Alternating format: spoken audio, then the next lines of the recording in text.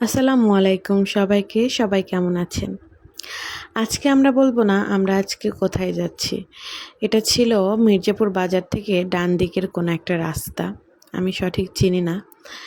সম্ভবত আমারও জানা ছিল না আমি আজকে কোথায় যাচ্ছি। শুধু জানে আপনাদের ভাইয়া। তো চলুন যাই, আজকে দেখি কোথায় নিয়ে যায়। তো যেতে যেতে দেখছিলাম যে এটা একটা গ্রামের রাস্তা ছিল। আপনারা তো জানেনই আমাদের সবচেয়ে আকর্ষণীয় আমার বেশিরভাগ লাগে হচ্ছে সুন্দর কোনো রাস্তা। এটা আমাকে খুব টানে। দেখুন চারিপাশে গ্রামের সবুজময় প্রকৃতি আমাকে মুগ্ধ করছিল। যখন বাইকটা জোরে ছাড়ছিল, যত এগোচ্ছিলাম ততই দেখছিলাম সুন্দর একটা মনোমুগ্ধকর রাস্তা। রাস্তাটা দেখেই প্রাণটা জুড়িয়ে যাচ্ছিল, আর মনে হচ্ছিল এই পথটা যেন আর শেষ না হয়। তো যাওয়ার পথে দেখা হয়ে গেল একটা নদী।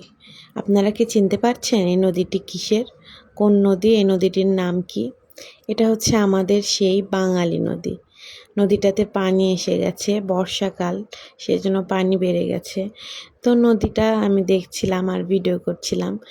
দেখে তো আমি অনেক খুশি হয়ে গেছিলাম যে এত সুন্দর রাস্তায় তার মাঝখানে আবার সাইডে নদী।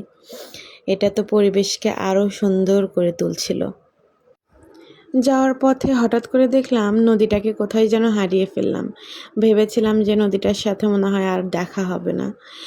তো যেতে যেতে দেখলাম যে হাতের বাম পাশে কোনো একটা পুকুরে হয়তো মাছ চাষ করা হয়েছিল, উপর দিয়ে দড়িটা টেনে দিয়েছে। আমি সানাফের আব্বুকে বলছিলাম যে এই রকম পদ্ধতি কেন করা হয়েছে, তো বলল যে হয়তো কেউ মাছ যাতে না ধরতে পারে সেই জন্য। এটা আমি প্রথম দেখলাম, তাই একটু অবাক হয়ে ভিডিও করলাম। তো যেতে যেতে দেখুন রাস্তায় বৃষ্টি হওয়ার ফলে রাস্তার কি অবস্থা। আর আমাদের গন্তব্যস্থলে আমি চলে এসেছি। দেখুন হাতের ডান পাশে কত সুন্দর একটি জায়গা। আর ওই যে সামনে দেখা যাচ্ছে আমাদের গন্তব্যস্থল। কেউ কি চিনতে পেরেছেন এটা কি? এটা সেই ভাইরাল মিনি জাফলং, যেটাতে এক সময় অনেক মানুষ ছিল, অনেক ভিড় ছিল। এখন অবশ্য ভিড় নেই। আমি আপনাদেরকে সাজেস্ট করব যে এরকম ভিড় যখন থাকবে না, তখন প্রকৃতিটাকে উপভোগ করতে আসবেন। দেখুন কত সুন্দর লাগছিল সাঁঝের সময়ে। আমি গোধূলিবেলায় এই ভিডিওটা নিয়েছি। আকাশটাকে অনেক সুন্দর লাগছিল। দেখুন যে যার নিজস্ব সৌন্দর্যে মুগ্ধময় হয়ে আছে। নদী তার সৌন্দর্য দিচ্ছে অন্যরকম, আর প্রকৃতি তার সৌন্দর্য ছড়াচ্ছে আর এক রকম। তো এখানে এই দিনটিতে ভিড় ছিল না। মোটামুটি কয়েকজন, হাতে গোনা কয়েকজন এসে বসেছিল এই ব্রিজটার ওপরে। তো একসময় দেখুন এই ব্রিজটাতে কিন্তু হাঁটাও যাচ্ছিল না, হাঁটার জায়গাও ছিল না। আর এখন একদম পুরো ফাঁকা, শান্তি। এই শুধু ভিড়ের টাইমে এসেই যে সৌন্দর্য উপভোগ করতে হবে তা কিন্তু নয়। এই ফাঁকা সময়ে আসুন আর সৌন্দর্য উপভোগ করুন।